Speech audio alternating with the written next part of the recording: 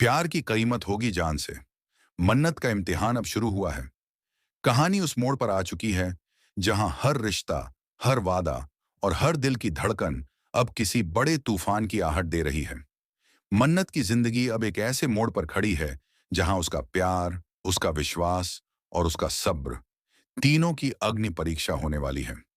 विक्रांत, जो दिल से सिर्फ मन्नत से प्यार करता है, अब शादी के मंडप तक मल्ला के साथ पहुंच चुका है।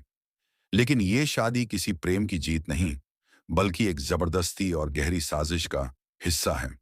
विक्रांत का दिल सिर्फ मन्नत के लिए धड़कता है। वो चाहता है कि मन्नत अपनी मोहब्बत को कबूल करे, इसलिए जानबूझकर मल्ला को शादी के लिए प्रपोज करता है, ताकि मन्नत की भावनाएं सामने आ सकें।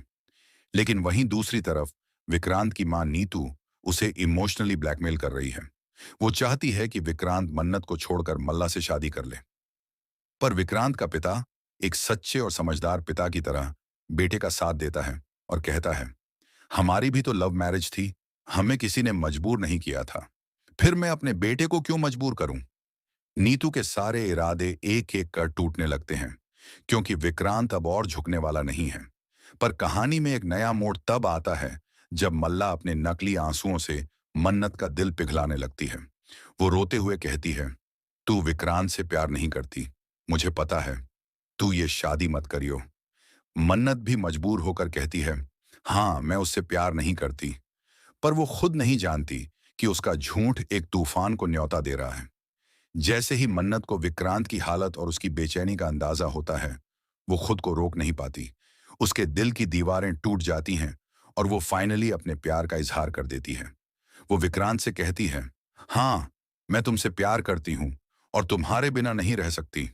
विक्रांत, जो सालों से यही सुनना चाहता था, फाइनली अब मल्ला को साफ साफ मना कर देता है। कहता है, मैं तुमसे सिर्फ एक दोस्त की तरह प्यार करता हूं। असली प्यार तो मन्नत से करता हूं और उसी से करूंगा जिंदगी भर। अब लगने लगता है कि कहानी में सब कुछ ठीक हो गया है।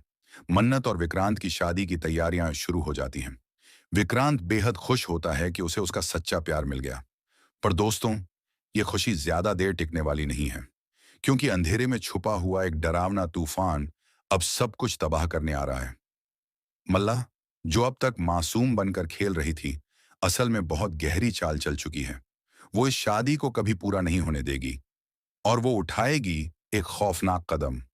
अपनी मां ऐश्वर्या के इशारे पर मल्ला अब एक शूटर को हायर करती है।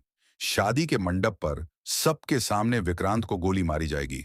हाँ दोस्तों, विक्रांत के सीने में गोली लगती है और पूरा मंडप सन्नाटे में डूब जाता है।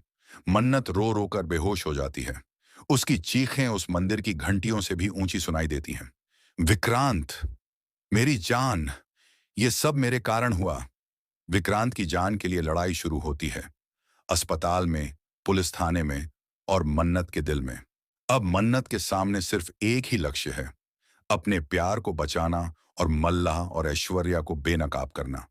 अब सवाल उठता है, क्या विक्रांत की जान बच पाएगी?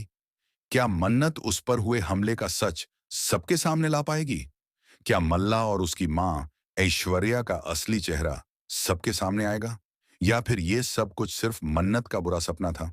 क्या सच में विक्रांत को गोली लगी है, या ये सिर्फ डर की कल्पना थी? जो भी हो, अब कहानी ले चुकी है एक ऐसा मोड़ जहां से लौटना मुमकिन नहीं।